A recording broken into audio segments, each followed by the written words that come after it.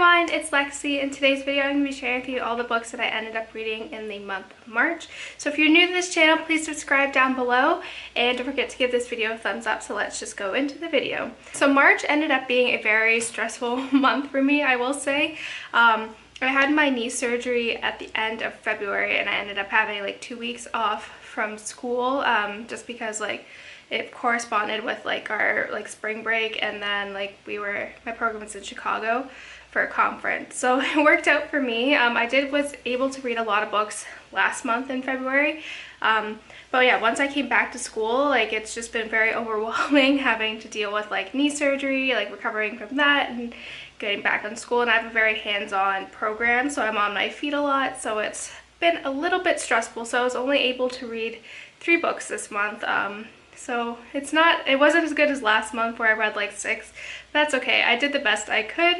I think part of it was the first book that I read in the month kind of put me in a book slump, reading slump. So yeah, so let's just go into it. So the first book is Three Dark Crowns by Kendare, and I was actually really excited to finally kind of pick this up because I've heard mixed things about it on Goodreads, but a lot of the booktubers that I like to follow had really good reviews for this. This was in their honorable mentions or their favorite books of 2016. So I was you know what, I'll give it a try. So I checked it out from the library when I was having my knee surgery, and this was the last book that I read before I came back to school. And for those of you who don't know, it follows 3 sisters who live in this matriarchy island, and after they turn 6 they're separated from each other and sent to different factions for their gifts. So there's poisoners, elementalists, and naturalists. So they're kind of separated to those families there where they train, and after they turn 16 they have a year to kill each other off, and whoever is left standing will be the queen. So I thought this book had so much potential to it, but I was really disappointed with it. I feel it dealt a lot with cheating and just love triangles that were unnecessary, and I felt this book had so much potential to be so much more than it actually was. But instead of being kind of the political aspect or the training leading up to this battle, it ended up being more of a just development of the love interests for the 3 sisters. And I don't know, I felt so much of the book, 90% of it, nothing happened, and it was just a waste of my time. I really should have stopped reading it.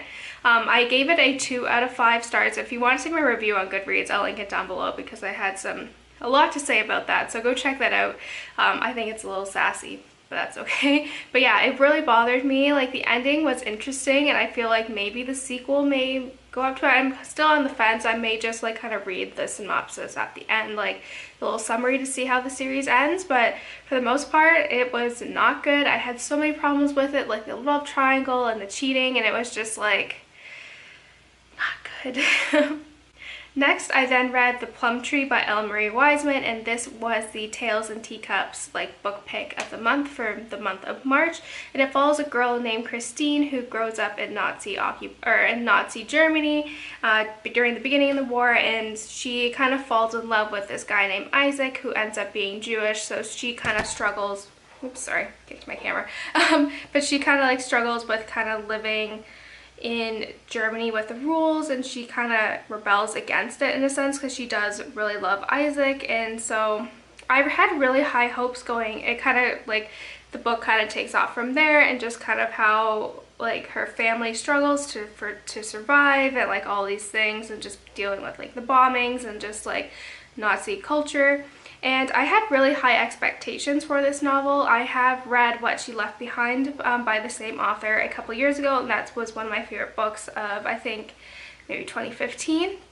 And yeah, I really had high hopes for it, but I don't know, I feel this was the author's first novel, so I think part of it was had to do with that. So it was a little hard to kind of, I don't know, I had a lot of issues with it. I'll go into further detail about this, my in-depth discussion and all that about the book in a separate video when I do my book club summary and all that. But I don't know, I was really just disappointed with it. I found Christine to be very kind of irritating at times. Like, I can understand, I really liked how it showed that not everyone in Germany during World War II kind of had that same ideology and mindset that Hitler did, but she was very brash, and she didn't really think things through. And so it was like, there were some points it was just like, you need to keep your mouth shut. Like, your life or your family's life, like, lives depend on this. So it was just like, sometimes I just wanted to shake her. And I feel like part of the problem was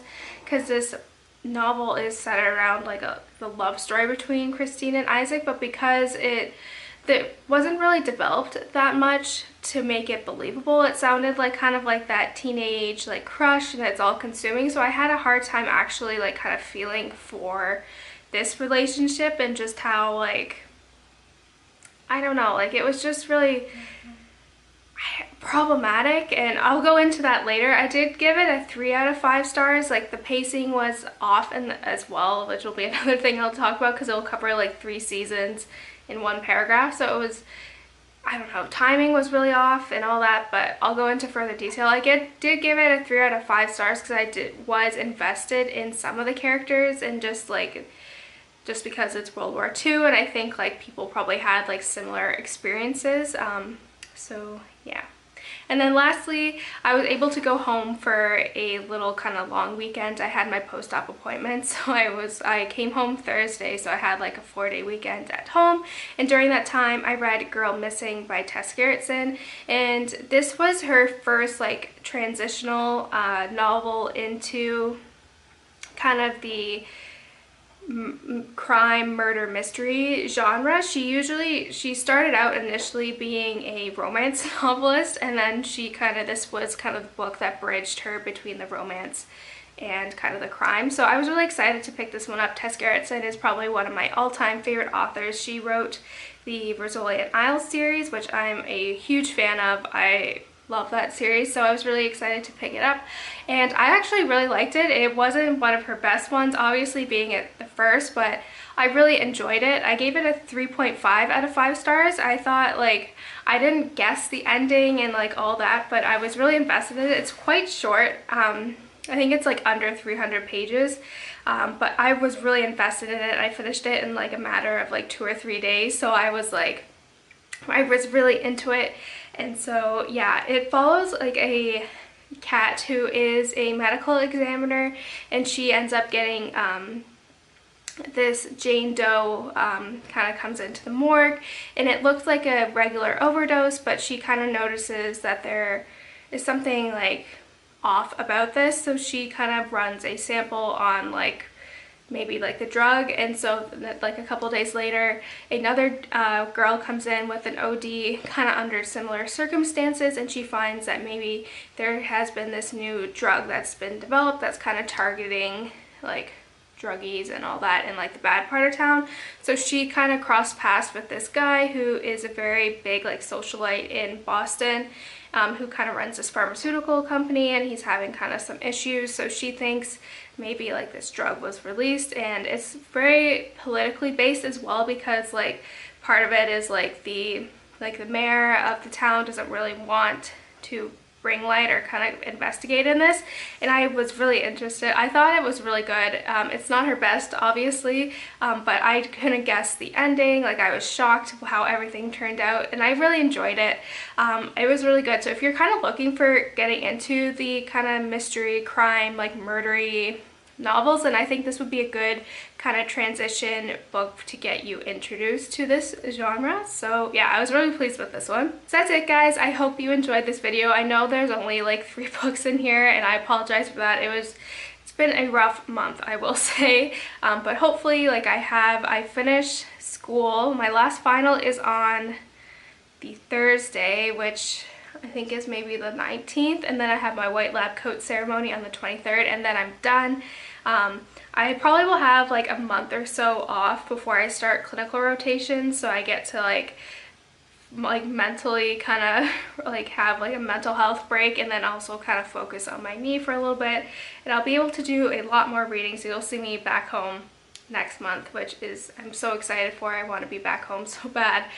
So yeah, thank you so much for watching. Don't forget to give this video a thumbs up and check out my April TBR to see what books I will be reading next month. And so yeah, thank you so much for watching, and I will see you guys next time. Bye guys!